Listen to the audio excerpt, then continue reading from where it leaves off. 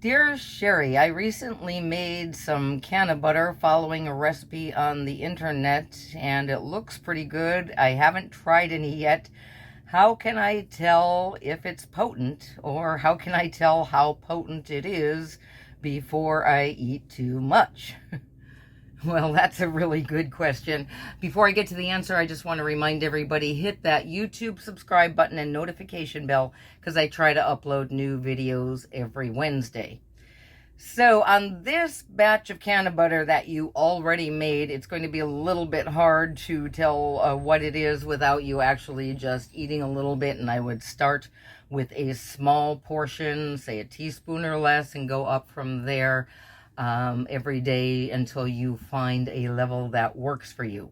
But in the future, the best way to know if your cannabutter is potent is to figure that out before you even make it. There'll be a link below in the comments to my free dosing class, and there'll also be a link to my $5 dosage calculators that will do all the math for you.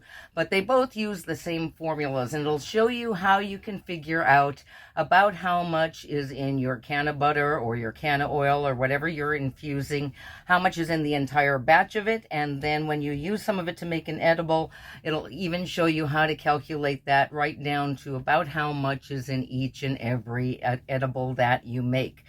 It's dependent on two things. It's really dependent on the strength of the cannabis that you're using, and the amounts that you use that will tell how potent it is. And if you figure it out ahead of time and you use the calculator, you can play with those numbers until you come up with a dosage that you need or that works best for your needs.